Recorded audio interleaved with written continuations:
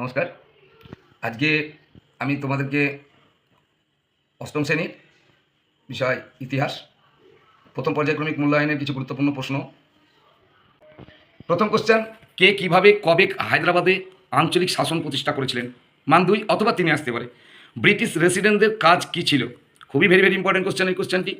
আর বর্গী কারা দস্তক কী? খুবই গুরুত্বপূর্ণ কোশ্চেন। ফারুকশিয়ারে ফরমান বলতে কী বুঝো? এই কোশ্চেনটিও খুব গুরুত্বপূর্ণ। ফারুকশিয়ার ফরমানের গুরুত্ব কী ছিল?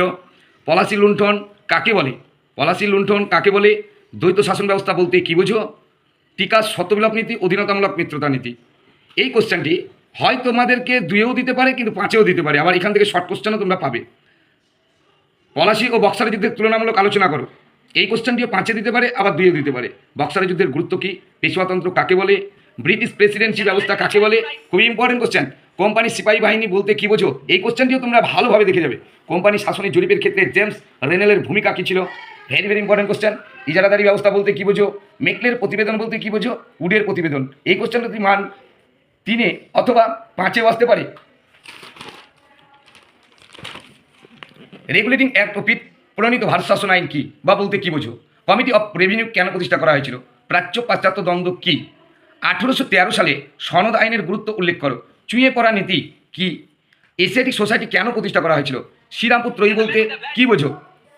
তোমাদেরকে যে আমি কোশ্চেনগুলি অষ্টম শ্রেণী থেকে 2 আর 3 নম্বরে যে 3 ও 5 নম্বরের কোশ্চেনগুলি দিলাম, সে থেকে তোমরা ডবল যে 3টি আমি স্টার এখানে লিপিবদ্ধ করেছি, সেই 3টি স্টার বেশি গুরুত্ব দেবে, তারপর 2টি স্টার, তারপর একটি যে স্টার কোশ্চেনগুলিতে আছে, স্টার দেওয়া মার্ক করা আছে, সেই কোশ্চেনগুলোকে তোমরা দেখে যাবে। অবশ্যই তোমরা এখান থেকে মান 5 এবং 2 অবশ্যই কমন পাবে। পরে আমি তোমাদের যে চ্যাপ্টার 3টি চ্যাপ্টার, তার মধ্যে 2টি চ্যাপ্টার থেকে তোমাদের প্রথম পর্যায়ক্রমিক মূল্যায়নে যে প্রশ্ন রাখা হয়েছে, তাতে আমি শর্ট কোশ্চেন তোমাদের টেক্সট বইটা তোমরা সবাই দেখো। আমি যে স্টার দিয়ে 5 নম্বরের কোশ্চেনগুলি আমি রেখেছি তোমাদের ওই 2টি চ্যাপ্টার থেকে, খুবই গুরুত্বপূর্ণ কোশ্চেন।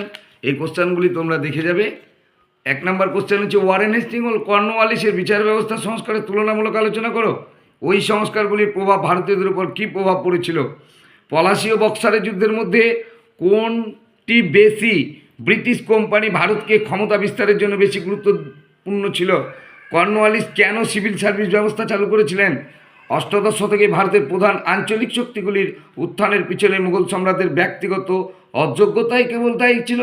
ভারতে ব্রিটিশ কোম্পানির আধিপত্য বিস্তারের ক্ষেত্রে অধীনতামূলক মিত্রতা নীতি থেকে সত্যবিলোপ নীতিতে বিবর্তনকে কিভাবে তোমরা ব্যাখ্যা করবে?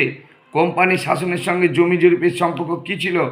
অথবা কোম্পানি শাসনে জেমস রেনেলের ভূমিকা কী ছিল? ভারতের পাশ্চাত্য শিক্ষা বিস্তারে ব্যাপটিস্ট মিশনের ভূমিকা আলোচনা করো। পলাশি যুদ্ধের কারণ ও ফলাফল। এই স্টার দেওয়া একই সিস্টেম, এই সিস্টেমের মধ্যে 3টি স্টার খুবই গুরুত্বপূর্ণ, তারপর 2টি, তারপর 1টি। তার মধ্যে তোমরা 3টি স্টার কোশ্চেনগুলো আমি দিয়ে রেখেছি এখান থেকে, সেইগুলোই করে গেলে তোমরা কমন পাবে।